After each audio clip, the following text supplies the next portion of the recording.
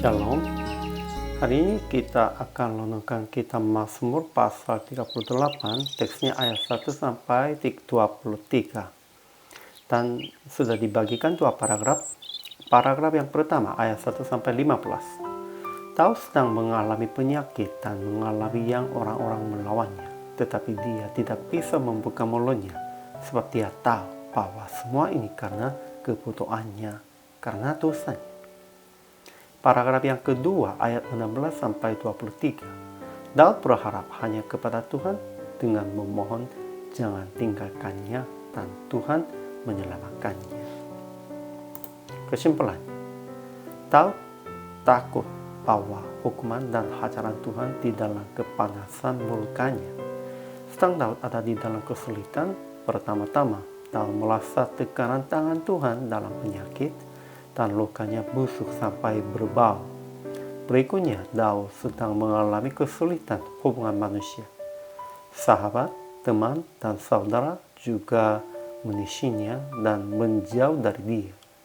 Daud berpikir bahwa orang-orang ingin mencabut nyawanya memasang jerat.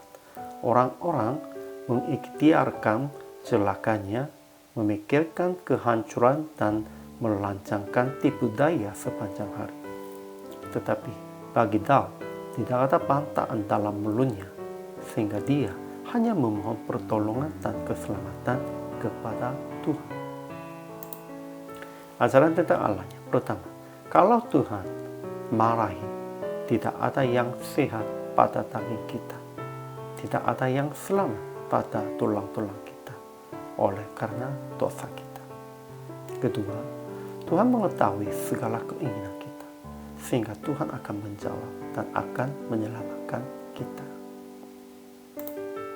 Ajaran tentang manusianya. Pertama, Daud memohon kepada Tuhan akan jangan menghukumnya dalam geramnya dan jangan menghajarnya dalam kepanasan murkanya, sebab dia tahu bahwa Tuhan murka dan tidak ada yang sehat pada dagingnya, tidak ada yang selamat pada tulang-tulangnya oleh karena dosanya. Kedua, Daud mengalami penyakit yang parah karena dosanya. Luka-lukanya berbau busuk, bernanah oleh karena kebodohannya, pinggangnya penuh ladang, tidak ada yang sehat pada dagingnya. Ketiga, jantungnya berdebar-debar, kekuatannya hilang, dan cahaya matanya lenyap daripadanya, karena sahabat-sahabatnya dan teman-temannya menisi karena penyakitnya, dan sanak saudaranya menjauh. Orang-orang yang ingin mencabut nyawanya memasang jerat, orang yang mengikhtiarkan oleh celakanya, memikirkan kehancuran dan melancangkan tipu daya sepanjang hari sebab kelemahannya. Keempat, jadi Daud hanya berharap kepada Tuhan untuk jangan tinggalkannya dan memohon menyelamatkannya. Aplikasinya. Pertama, mengaku dosa dan kesalahan Anda pada saat mengalami kesulitan dan penyakit sebab kesalahan Anda. Kedua, jangan membela dengan kata-kata sendiri, hanya berharap dan berdoa kepada Tuhan saja. Kalau kita sudah tahu itu sebab dosa kita, kesalahan kita, kita hanya berharap kepada Tuhan. Itu bertobat dulu. Ketiga, sekalipun semakin banyak lawan-lawan, tetap percaya Tuhan akan menyelamatkan Anda dan tidak meninggalkan Anda. Tuhan tetap menyertai dengan anaknya. Jadi PR praktik hari ini, lebih dulu bertobat dan mengaku kesalahan Anda sebelum memohon pertolongan Tuhan.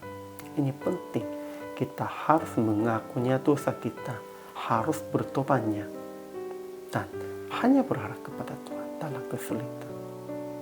Memang ada banyak penyakit karena penyakit hatinya, penyakit jiwanya, dan itu sebab dosa kita.